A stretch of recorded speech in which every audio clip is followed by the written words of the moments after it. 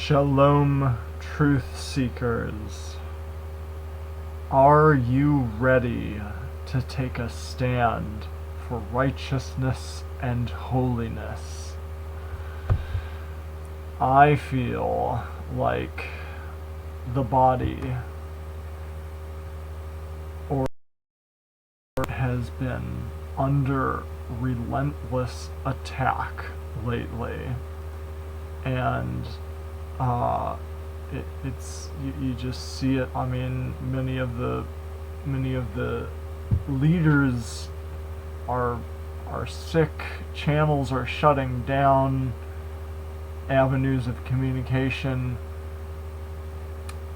It's like the time of getting your oil and preparing for what is about to unfold seems to be running out. And in this time we need to be careful not to be choked out by the weeds and the cares and concerns of this life. We need to be getting ready to take very fundamental stands for righteousness and holiness. I think these two things are about to become they're important, but they're about to start to make a clear distinction between the bride and everyone else. But anyway, so I mean there are some weighty things happening these days, and I mean like I said, some very fundamental planning and I mean prepping to be done physically, mentally, spiritually. But on top of that, the Creator has still put it upon, people's hearts to try and share different things. Let your light shine. Don't hide it under a bushel. And loving iron, sharpening iron. So, despite it all, and like I said, it seems like it's been a you see it in the body, the leaders, even in the leaders, but many people too. But I mean myself, I'm by no means like a leader, but I mean I have so much on my heart that I want to share and get into, and it's no excuse, but I have just been under relentless attack for this past year. It has been crazy. I have been stretched almost to a breaking point in many directions. But, and I know a lot of people, I've been hearing the same thing, and a lot of people can relate. But anyway, so we need to be ready. I think big things are on the horizon. It's hard to believe things could continue for much longer, but you never know. They just might. I mean, at least I suppose, I need to get into studying the timeline of prophecy again to try and piece together what may be unfolding here, but I do believe maybe there's probably going to start to be some hard times, and then they need to last for a little while. But, someone brought up a good point to me about the timing of Yeshua's death, burial, and resurrection. People 20 years ago were getting all animated that, it was 2,000 years since the time that Yeshua was born.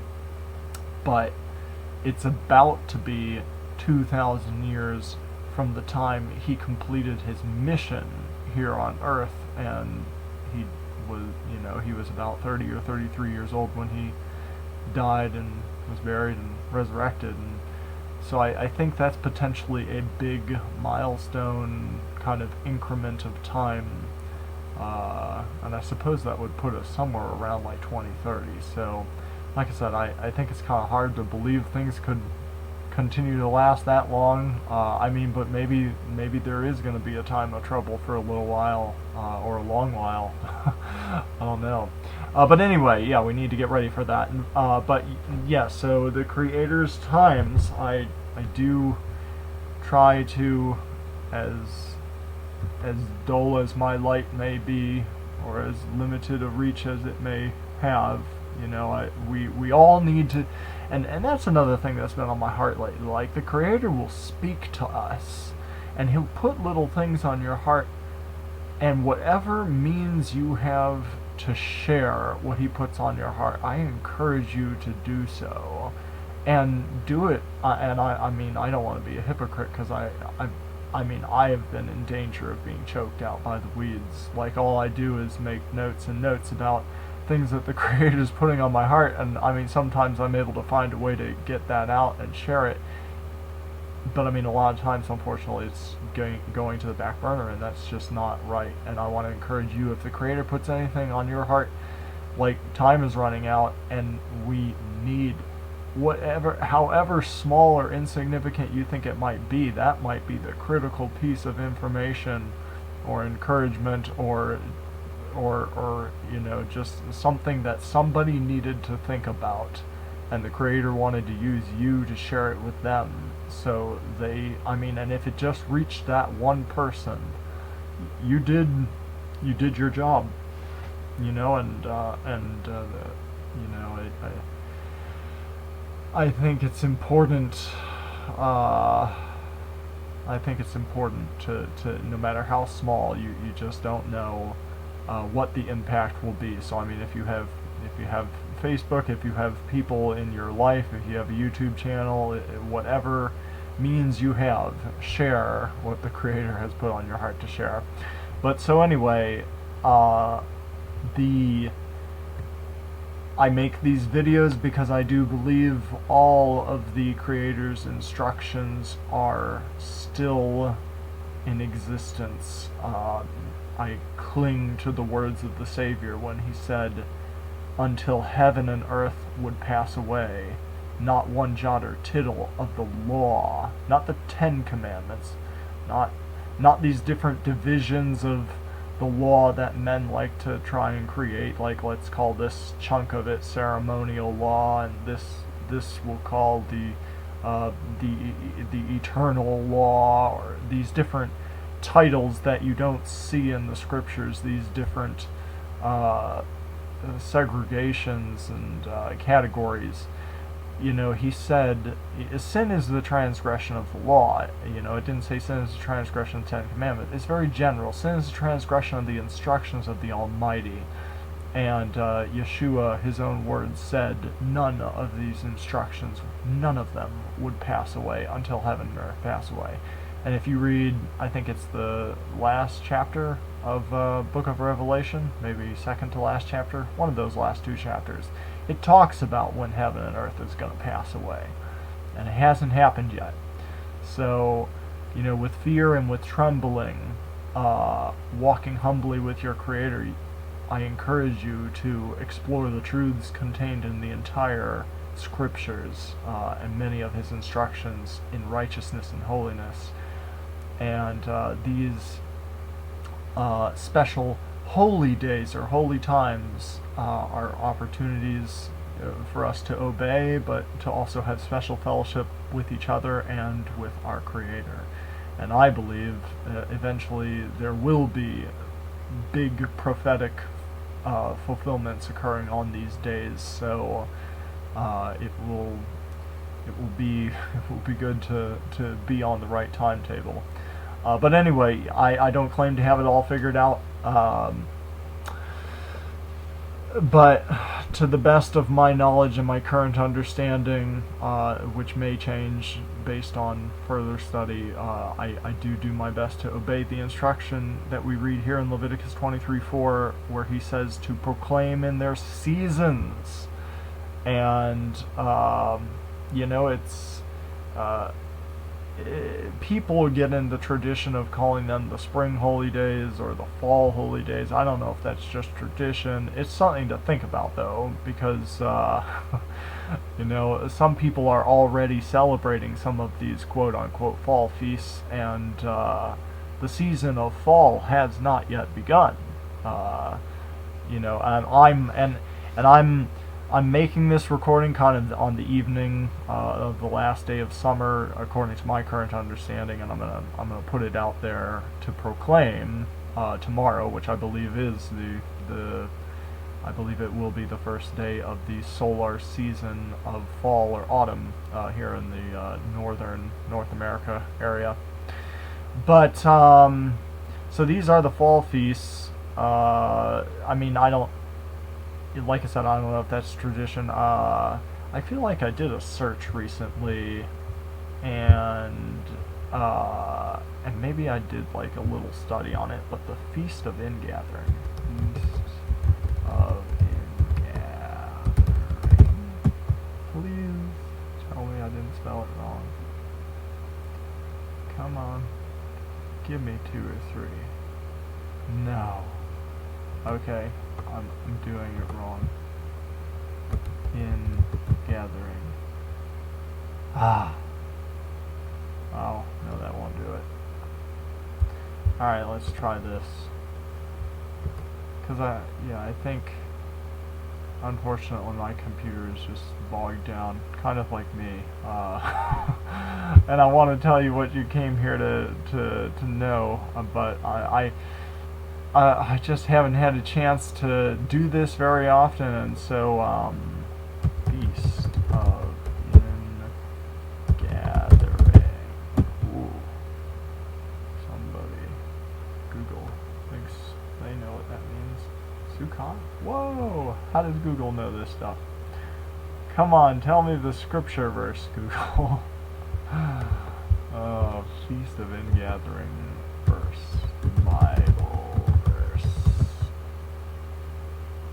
Okay, there we go. King James, how do we do this? So, Exodus 23:16. Exodus 23 and verse 16. Let me see how they spell it. In gathering, one word. So I don't know what I was doing wrong, but let's try that one more time. Because I know I feel like I did do this recently.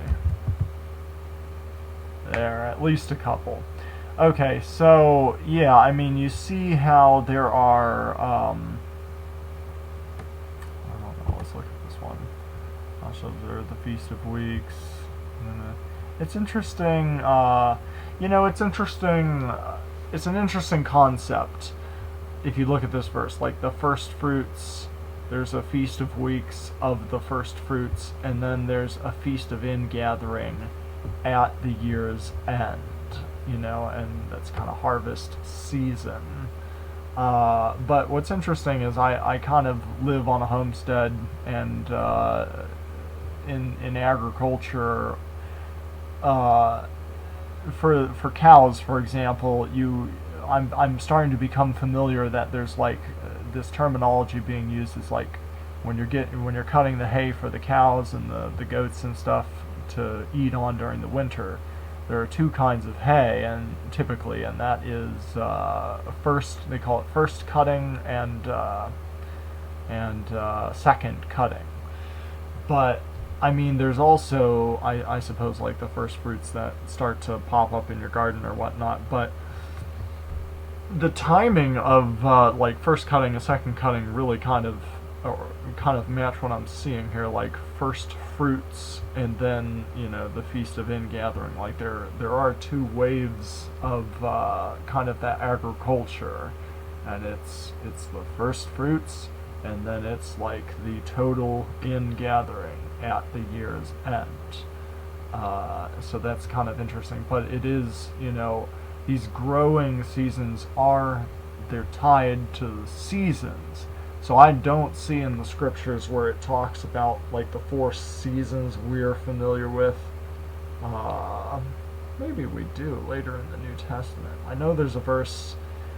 There's a verse that closely talks about it in Genesis with like the flood account, chapter 8, I think it was, where it talks about the snow in winter, or it doesn't use those words winter, but it says something about harvest, and it seems like the closest thing it came to saying something about like the 4 seasons. But I do know in the New Testament it talks about how Yeshua was walking through the temple and it was winter, and pray your flight not be in the winter. And yeah, I'm gonna have to look into that more. But anyway, so seasons I think are important, and these holy times, the Feast of Weeks and the Feast of Ingathering, is associated with the growing cycle, which is a seasonal thing. Like the growing cycle happens because of what the sun is doing. So I mean, I'm not advocating that we go out and look for Abib when trying to understand the Creator's times. It is just an interesting coincidence that the crops do follow, of course, the solar seasons. But it is the solar, it is the lights, the lights in the heavens do dictate the times, I believe, per Genesis 1:14. So anyway, yeah, I just do my best to proclaim what I know, based off of Leviticus 23:4.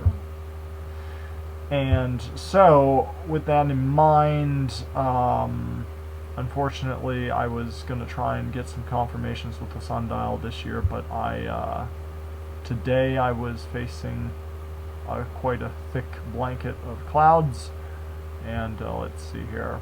Something's going on with my camera too. I was able to get to the old mount, like the old sundial mount. This year has been crazy. We're still in transition. I haven't got a chance to get to my new homestead and make a new sundial mount yet, but thankfully the neighbors let me kind of snap some pictures from the old one. But I had clouds. I couldn't do anything.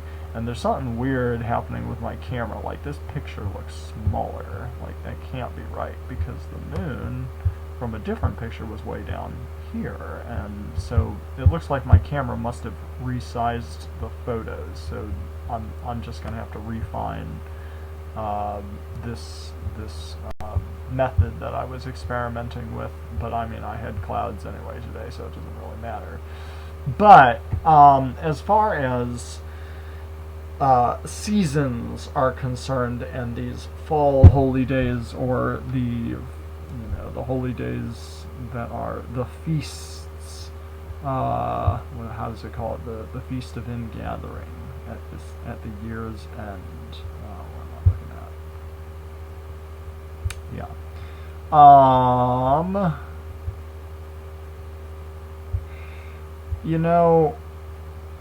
The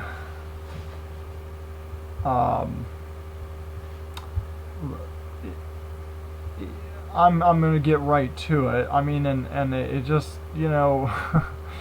it's I do believe, the year is a solar year. For those of you who think there's anything to the solar year, it definitely seems like the year cycle that we see is the four seasons, and we don't need to be trying to leapfrog around the start and the end of that solar year by men's many different types of intercalations, be it a leap day, a leap week, a leap lunar month, a leap year. Like, let's do it 3 days ahead or 3 days behind. These things are a departure from Genesis 1:14, I believe. Like, I don't think the Creator's timepieces need help. Men doesn't need to be making decisions about when to start the year based on anything else. Like, the hands of the clock strike the time with perfect accuracy. And so I mean, we're in the process of learning how to identify and measure those positions of the heavenly luminaries. And I mean, books like Enoch help us to understand where just gives you a starting understanding of how things work. It's nothing mysterious. It's modern science throws it out there in front of you. But I mean, you have seasons because the sun is fluctuating. It obviously moves east to west over the course of the day, but it also wobbles north and south slightly and that's what gives you your seasons. Like when we're having winter in North America, they're having summer in South America. Like it's opposite because the sun is closer or higher in the sky, and so. But Enoch talks about that too, and you know, if you're into solar calendars, if you're into the Enoch calendar, or I mean maybe you're into some of these Qumran Zadokite calendars that are supposed to be so-called solar calendars, like you don't need to be helping the solar calendar year. You don't need to be picking some kind of intercalation method to adjust anything. Like the sun is going to strike its position, and Enoch tells you where that position is. I mean, if you just think about it simply and logically too, I mean, the sun is going to be very high in the sky in the summer, it's going to be very low in the sky in the winter, and exactly in the middle it's going to transition from you're going to see that spring and fall transition occurring when the sun is right in the middle of the sky, right along the celestial equator. And modern science has different ways to define that. Like, you know, I checked out Google tonight, and it was saying what it typically does, that the first day of fall is going to be something like September 22nd or 23rd. And they have a different way of kind of like measuring, well, this is when this disk of the sun is crossing the celestial equator or is bisected or blah blah blah. But yeah, like I said, we're just in the process of trying to learn and figure out, you know, that's good for Google and timeanddate.com to try and standardize things, and what they did is define where they think the seasons are beginning, like just to have consistency. They picked, I forget what it is, but I think it was either the sun being bisected or it touching the edge of the celestial equator. Man defined that, though. My point is, you know, I mean, there is a middle line of heaven, the celestial equator, and Enoch talks about, the book of Enoch talks about where the sun will be, you know, when this seasonal transition occurs. And Enoch talks about equal solar seasons, and I believe that to be true. Modern science claims the solar seasons are not equal, and I just can't agree with that yet. Maybe it is, but I just don't. It doesn't seem like something the Creator would do to just make the seasons unequal like that, and that's not what Enoch says, and that's not what I don't think that would work well with the Zadokite Qumran calendars. Like, they also have days of remembrance and describe, you know, 30, 31 between those days of remembrance, I believe. And so, I mean, it's equal, you know, equal seasons. So the data that was collected this spring is important for my determination of the first day of fall this year. I was hoping to confirm it with the sundial. Maybe I'll be able to get out and snap a picture tomorrow or the day after to kind of confirm the approximate location. But in previous years, for example, go back to last fall, I was able to take some pictures of where the sun was, where it was in during the spring and then later in the fall. And I guess you can't really see that. I just only have the fall shown here. Oh wait, maybe no. So you have to look at one of these. I just had too much data. I think the red line was where it was for the 2000. The spring data, and I think you can see that somewhere else. At least one data point. Yeah, this green vertical line here was from the it was from March. It's just I covered it up for the other one, but this red line was kind of based off of where the sun was for March, and so that's what we're looking at. We're looking at where the sun was in the fall here. Oh, wait a second. No, there's... Oh, yeah, see it. it says it was March, but I've got it covered up. But the red line is here to show where it was. Anyway, my point is, the sun is obviously, like I said, moving east to west, so it runs along this line, or it runs somewhat parallel to this line, but it's shifting north and south, and that's what gives us the seasons. And in the summer, the sun's way up here, and in the winter, it's way down here. And right around fall and spring, it's right here in the middle. And so, Enoch talks about the sun passing through these portals, and I think this kind of gives you an idea of what those portals are. He talks about 6 portals, and so, there's a middle line between the 3rd and the 4th portal, and then there are 3 portals up here and 3 portals down here, and the sun just kind of goes between those portals during the different times of the year.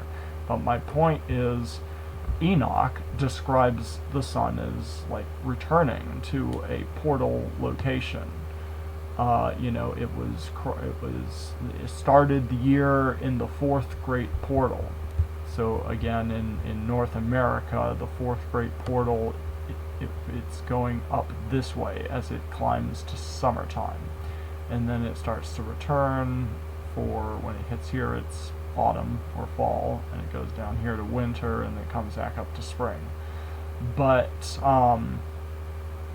in the spring it's going into the 4th portal, and in the fall it's going into the 3rd portal, but it's right around this middle line here. Like, I guess you do need to kind of, I need to refresh my memory what Enoch says. Would the sun be totally in the 4th portal, or partially in the 4th portal, or is it when it just immediately enters the 4th portal? But the movement of the sun each day, this slight north-south shifting, is very slight.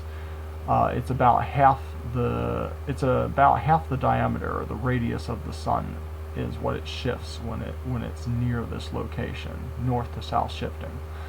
So, within the course of a few days, the sun will without a doubt leave the celestial equator. For example, you see this here was like the 20th, and it's already passed. Like, the sun was coming down this way, and on the 19th it was here, and on the 20th it's already down here.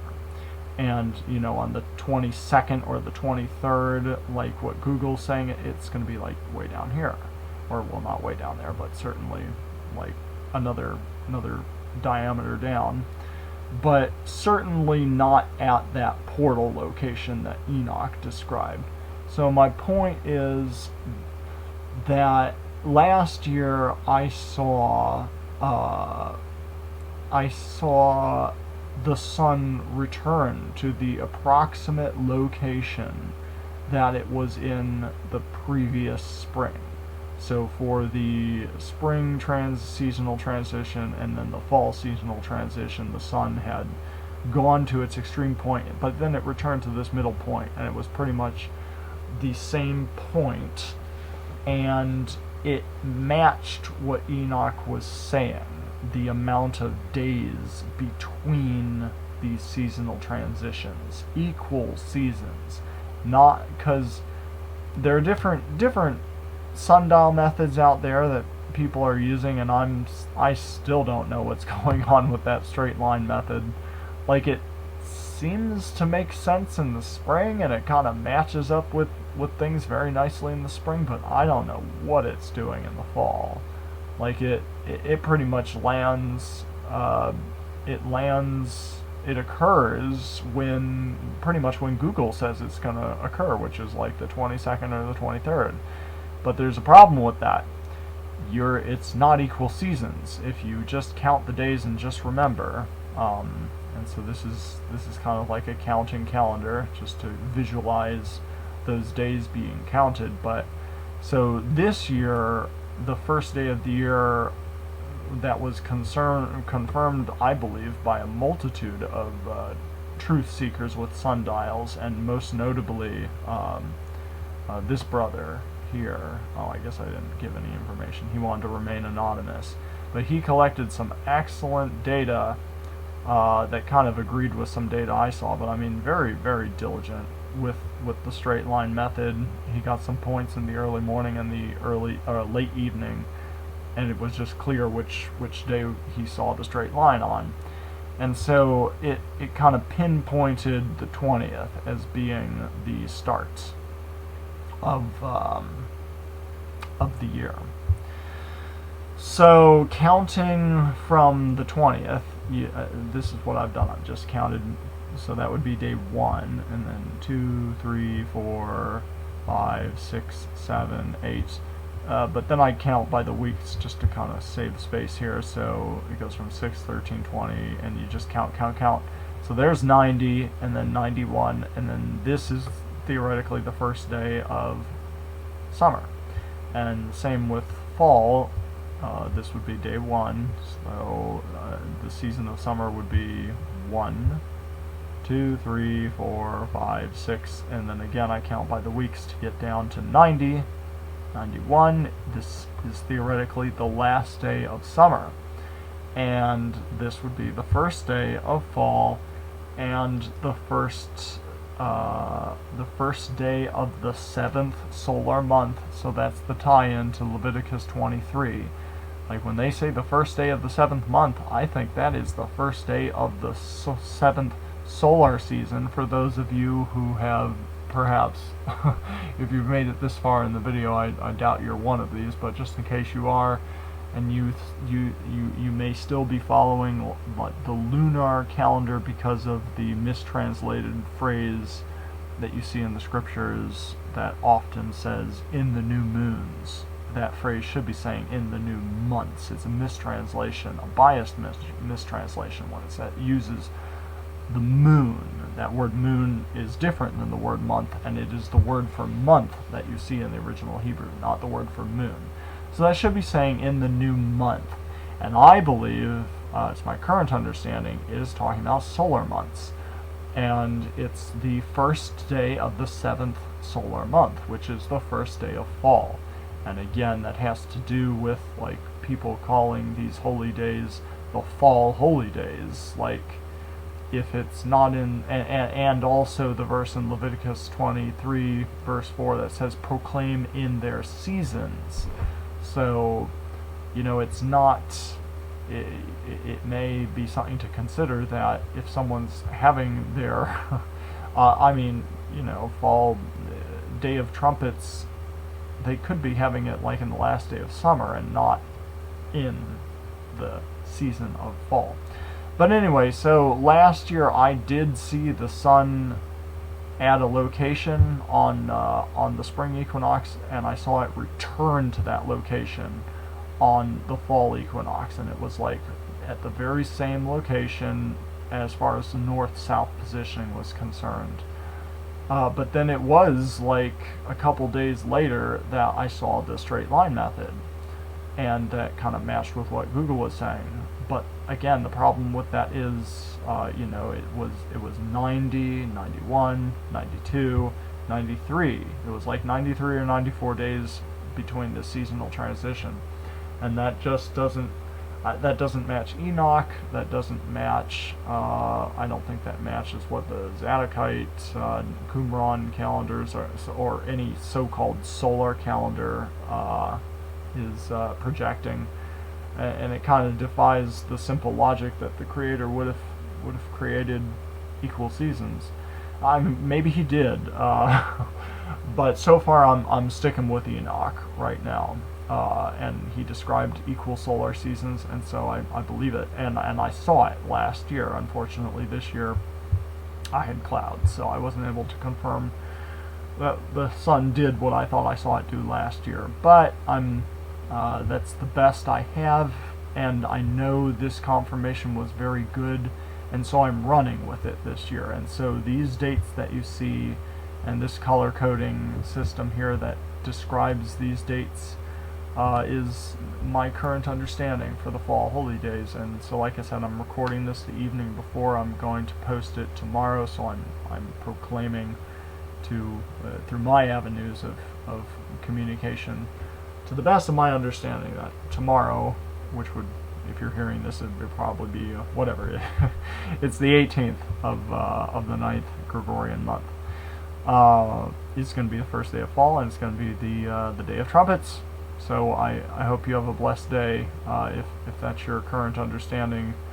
But that's how it worked out this year. And I just wanted to say, as far as and so these other dates, that would be Day of Atonement, and this is the Feast of Tabernacles. Okay, and that's explained in this color coding here. And I just want to say, as far as like Enoch and the 364 versus 365 days goes, I really had kind of revelation this spring. Like, it just started to hit me in a way that I've not. It's been a progression. I mean, I think that's what truth seeking is. Like, we seek, and in the Creator's perfect timing, He reveals the next piece of the puzzle.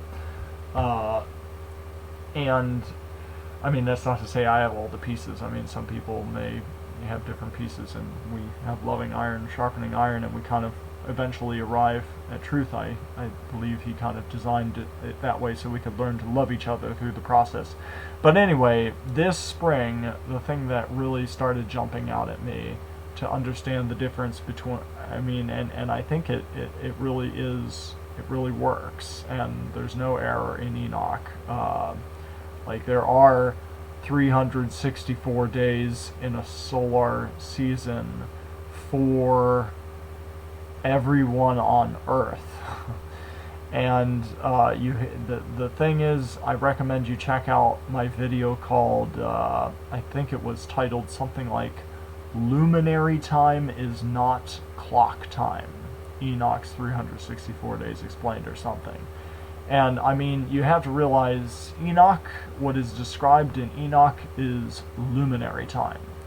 What we are so familiar with nowadays is clock time and Gregorian calendar time, with leap years and all this stuff. And I'm not trying to say there's some hidden day that if you add it up in the spreadsheet, you're going to find it's actually 364, it adds up to 364. No. That I don't think is true. There are 365.24-ish days in the complete solar cycle.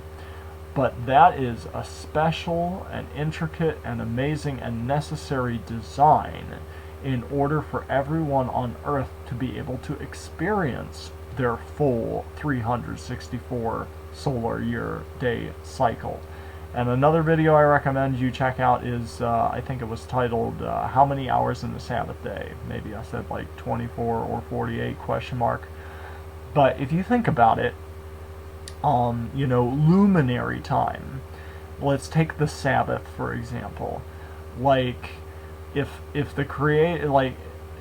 somebody in North America is starting their Sabbath, let's just say when the sun rises, and they go there. You can either use this example, sunrise to sunrise or sunset to sunset, but I'm going to use sunrise to sunrise.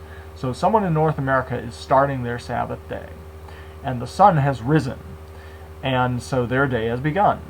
But someone in I better do this so people, because there are things that make this hard to understand, like man's crazy international date line out in the Pacific Ocean too messes this up, because that's not how that's not where time begins. It does not begin at that fictitious line that men created. Let me see if I can find, did I make a nice picture of this?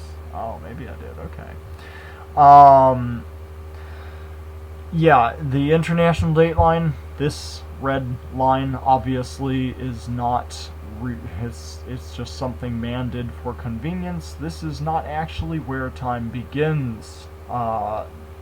It messes with you. There are always two Gregorian dates running at the same time, different dates. So if it's the currently the 17th here, because of the international date line, in Japan it's already the 18th. Like, there are two Gregorian dates always running simultaneously. And the Creator's real international date line is not this squiggly thing. It's a perfectly vertical line, but it jumps around, and that's a special design. And I recommend you, if you want to hear more about that, check out my video titled "He Changes the Times." But it's a special design, I believe, that keeps time moving and progressing, and no man can try and make a calendar grid. Keep in mind, calendar is not a word that you see in the scriptures. That's the yellow flag, like, Trinity or legalism. When you see words that are pillars supporting a doctrine of men that don't appear in the scriptures, that's a yellow flag. Dig for the truth and weed out those words that, like calendar. But anyway, it's the Creator's times. But yeah, the times are moving, they're progressing, and per Genesis 1:14, the luminaries are telling us what the time is. We can't just ignore the luminaries and try and run with a calendar grid system. Don't let the calendar run away from the witness of the heavenly luminaries. This is wrong. And I just want to say, some of the people who came out very heavy against Genesis 1:14, like these Zadokites, I won't call them by name, but a couple years ago they came out very heavy, kind of at the end of Jerry Morris's channel, and they kind of took over, and there were 2 or 3 YouTube channels that were kind of dedicated to Zadokite calendars and the Dead Sea Scrolls and the Qumran calendars. And they've gone quiet, and they were heavy hitting against the luminaries, and I just couldn't believe people were the luminaries dictating the times for Genesis 1:14. They were heavy hitting against that, saying that's wickedness, woe to them who call good evil and evil good, and I couldn't believe so many would be taken with it, but they were. And but now, things have gone quiet, and actually, I just noticed tonight one of those big channels has completely deleted all their content. And where does that leave everyone who was following those calendar grids that were isolated, and a departure, isolated from the witness of the heavenly luminaries, a departure from time told by the witness of the heavenly luminaries? Like, I do sense, that's going to create a void, hopefully, and people will start searching for continuation on the Creator's times. But so it's I just wanted to mention that I saw that tonight. But anyway, so we got way off topic, but I was talking about Enoch's 364 and the 365 and a Sabbath day example, and this international date line, it's just all messed up. But anyway, let's just say someone in Japan started their Sabbath day at the sunrise, and so the day started, boom, the sun risen. Maybe I should just use what I've written here. Gosh, it's been a while since I looked at this. But you see, the sun crosses over the earth, and these guys, right here where the vertical line is, they see sunrise. When the sun is like way out here in the east, they see sunrise, and then the sun gets directly overhead around solar noon, and then it goes and it sets. But then their clock time continues to run.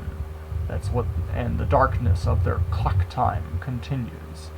But this person who lives in South Africa, their Sabbath day has not begun until the sun has moved from here to here.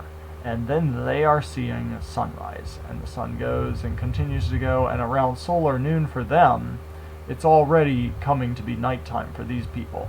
But these guys still have 3/4 of their day left. They have the entire afternoon and then the entire night cycle. As you keep progressing, look at someone in South America.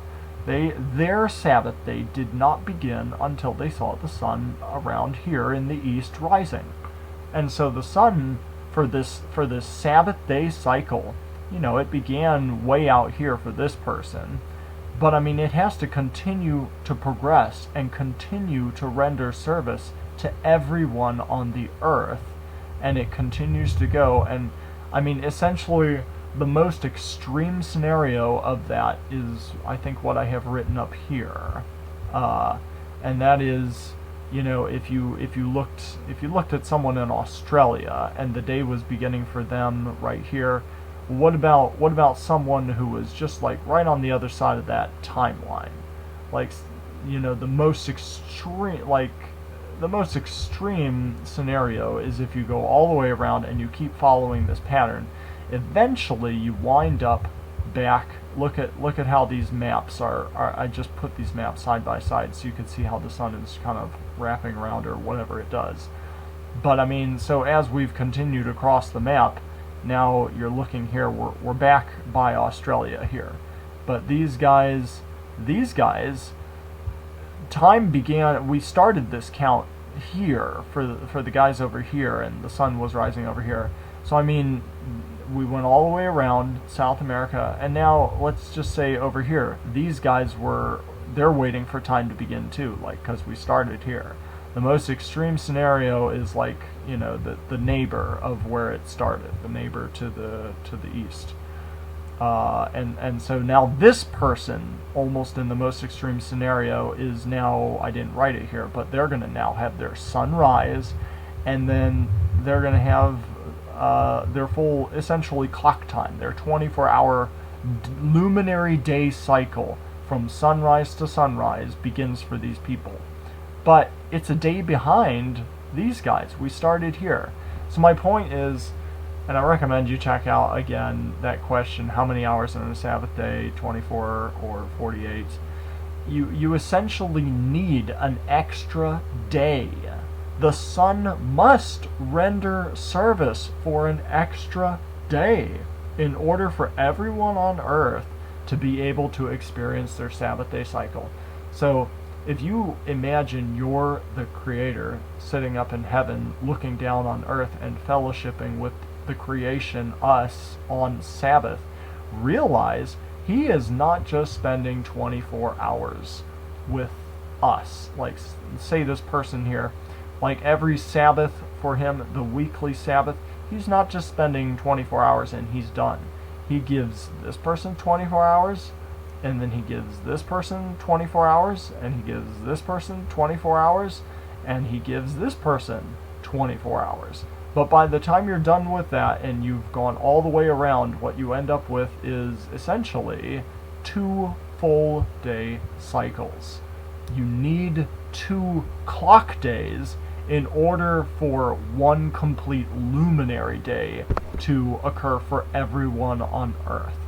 Everyone on earth having the opportunity to see sunrise to sunrise, or sunset to sunset, in order for everyone on earth to experience a luminary day cycle, again, from sunrise to sunrise, or from sunset to sunset.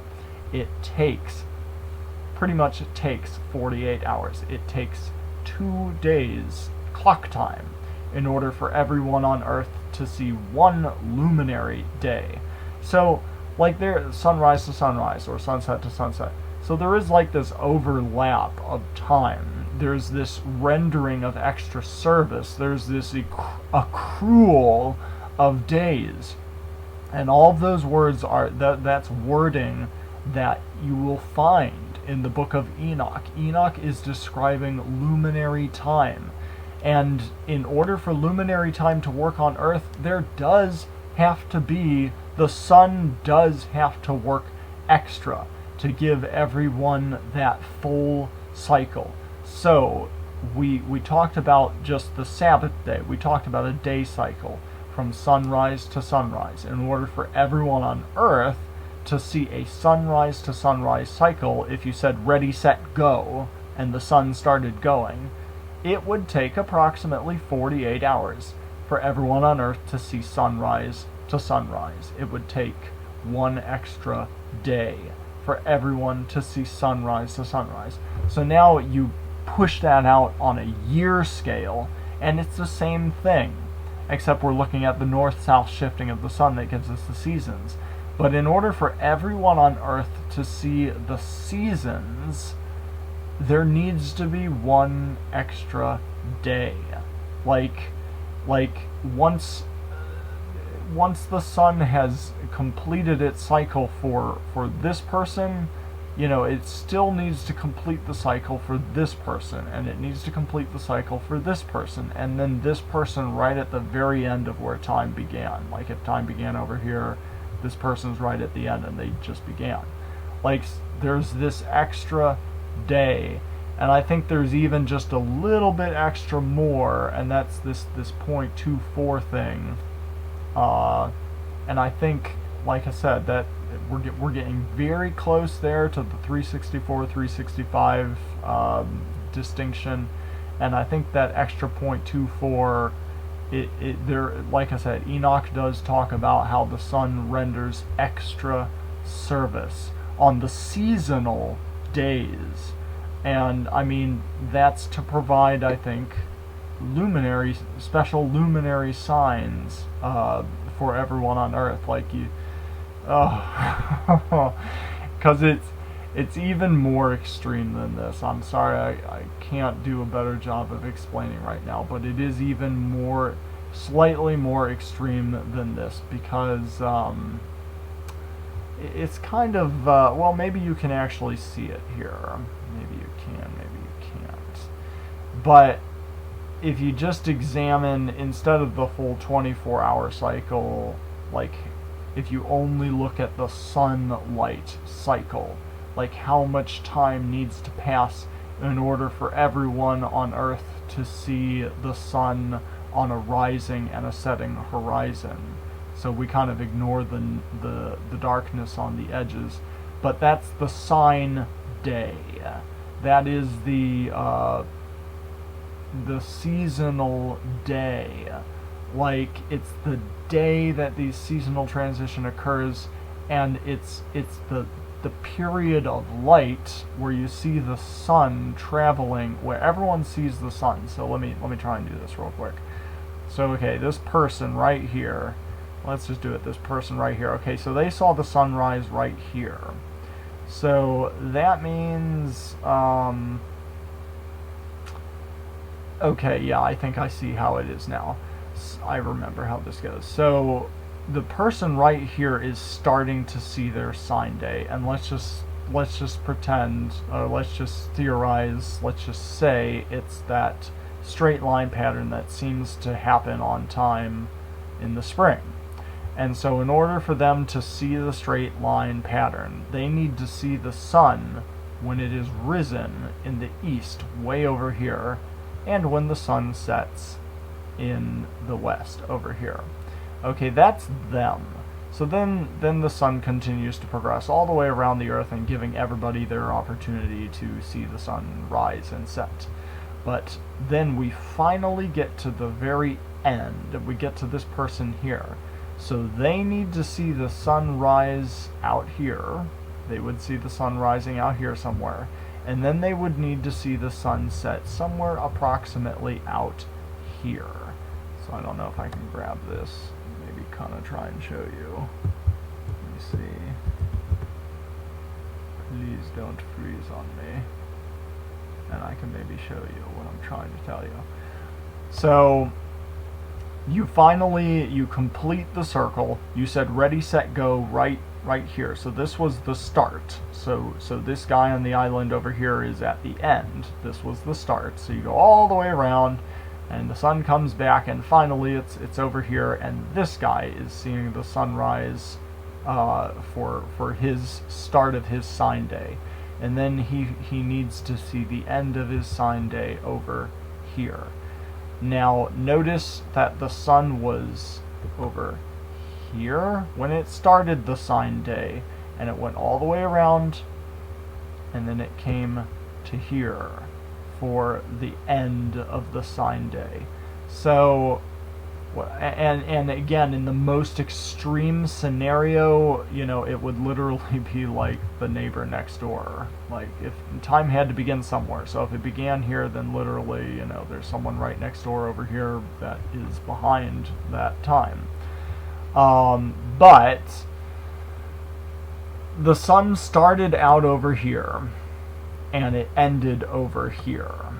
So it went one full circle and a little bit extra is what I'm trying to say. Like, it wasn't just, a sign day was not just 24 hours. The sun, in order to give everyone a special sign on the seasonal transition, was not just in the sky for 24 hours. It was in the sky for, so from this point to this point, let me see, would be 20. Would it be 24 hours? Like I said, the most extreme scenario would actually be like the person right next door, like right next door. This is getting hard to see. So I mean, the sun. I'm getting tired. The sun. I need a better graphic. But the sun goes all the way around, and it comes back to this point. But then it needs to continue beyond. And what I'm trying to say is that that's kind of like that. It's the extra piece of a day, I think, and it potentially explains what Enoch was saying about the sun having to render that extra service. Because in order for this person and this person to see a straight line pattern, there needs to be a sunrise and a sunset that is giving that straight line pattern. And so there is kind of an overlap. There's a time when people will see, I think, the straight line pattern almost 2 days in a row if they're near the start and end of where time was that year. And but anyway, there is this overlap. It's not the full overlap I was talking about earlier, where you're including the night cycle. We're only looking at the day cycle. We're looking like the sun was like a pencil touched down on paper that was tracing a special sign while it was shining for everyone on Earth. But after the sun set for the last person at the end of time, it doesn't really matter anymore. The sign day is over. But there is an overlap, and it's just about right. It's right in that ballpark of like that extra 0.2 or whatever. I mean, and with Enoch saying, days that accrue, not days that accrue, the extra service that was rendered on the seasonal days, I do think it has a chance to all work out. And unfortunately, that's really like I said, I've been swamped. It's amazing I've even found the time to do this, but I really wanted to at least do this, and we just gotta keep working at this. I'm gonna keep plugging at it, as best I can, try and come up with better graphics to explain this stuff. But in a nutshell, to try to wrap it up again, this is to answer the question of when are the Creator's fall holy days. This is my current understanding. This is based off of a solar calendar, solar months, solar seasons. This is based off of what I read in Enoch 1, the luminary sections of Enoch 1. Not really necessary, but it is in harmony with this. But mainly, it's solar seasons, and it's Genesis 1:14 in action. Like it's the time pieces that are confirming, when they strike noon, it's noon. When they strike New Year, it's New Year. We don't need to adjust a couple days ahead or behind. It is New Year because the Creator's timepiece has struck the exact position to declare New Year. And so, yeah, like I think I started out by saying, the interesting thing that occurred to me and jumped out at me this spring is that luminary time is not clock time.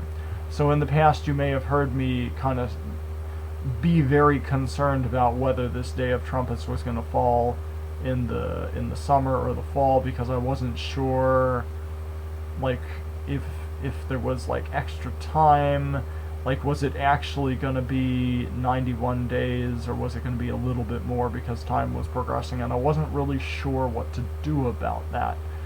But what jumped out at me this year, and the understanding of the difference between clock time and luminary time, has kind of cleared that up for me, because and this is what I'm running with this year, and this is what I saw happen last year between the spring and the fall. I saw the sun return, and this equal number of days was between the sun departing and returning to the same position along that center line of heaven. It was an equal amount of days in the seasons between that. Not what Google says, and not what that straight line pattern was showing in the fall. I just don't get what's going on there, but we'll keep working and figure out what's going on eventually. I don't know if it has something to do with how far you are from the equator, but there's just something wacky about that. I don't get it.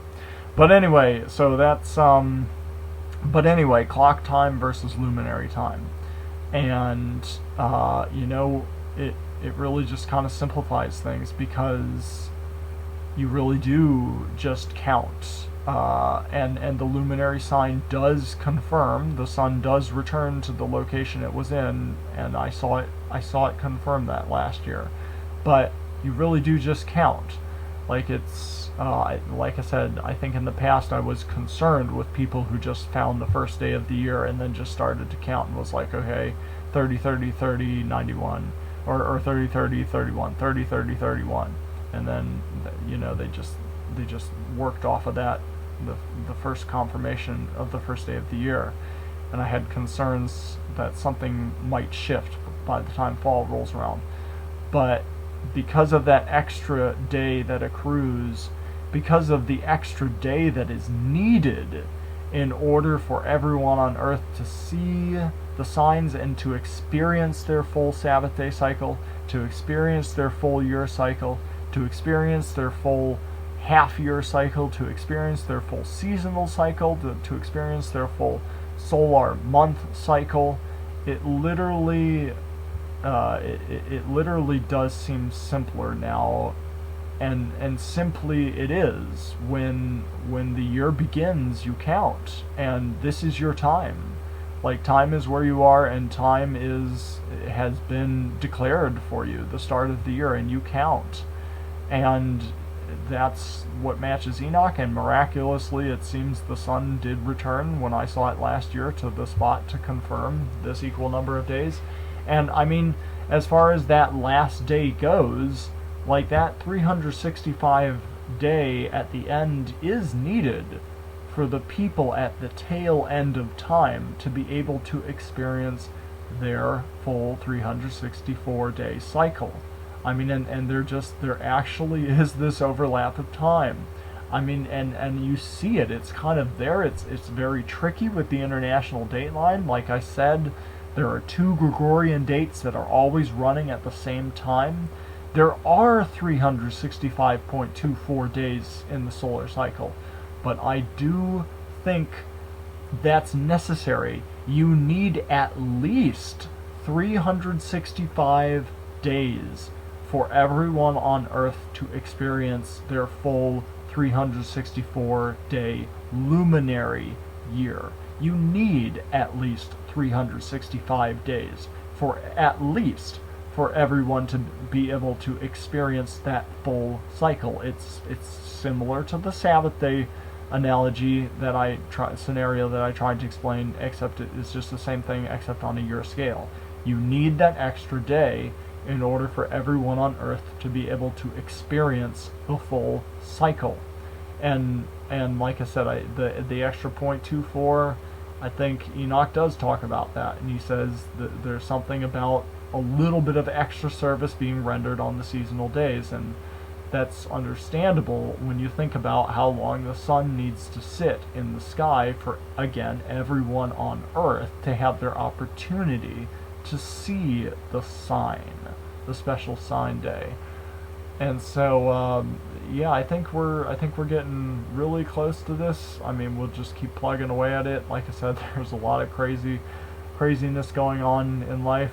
We need to start preparing ourselves to make some very big physical, mental, spiritual, fundamental decisions regarding righteousness and holiness. But on top of that, the Creator's just put it on my heart to share this, so it's that's what it is. It's simply we had good confirmation for the first day of the year this year, I think, and you do count. Enoch says the solar seasons are 30 days, and then at the end of the season there's this one extra day. It's a seasonal day. It's a special. It's at the end of the season, so it's 30, 30, 31, and then 30, 30, 31, and then you're at the first day of the 7th solar month, which is, according to Leviticus 23, the first day of the 7th month is the Day of Trumpets. So I guess that's it for now. I do apologize. Like I said, unfortunately, I haven't been able to do this in a while, and I just, this is unrehearsed, and I just kind of go with the flow. And like I started out by saying, if there's any one part of this that could have helped one person out, then that's what this message was for. So anyway, I want to encourage you all to let your light shine, and please, amidst it all, continue to have loving iron sharpening iron with your brother and sister truth seekers. And if your understanding was that the 19th of the 9th Gregorian month was the Day of Trumpets, I do hope you have a blessed day. And I mean, even regardless, in the integrity of your heart, if you had came to some other timing, I mean, maybe I'm wrong, but I do hope we're all united in truth one day. But if we're doing the best we can, I think the Creator honors that. I know He does, and it's not for me or anyone else to judge or necessarily say you're wrong. We just share loving iron sharpening iron, and we let the Spirit convict, and He will. And I know He'll. This might be a very important topic of truth that He's testing someone on, and He's speaking to you.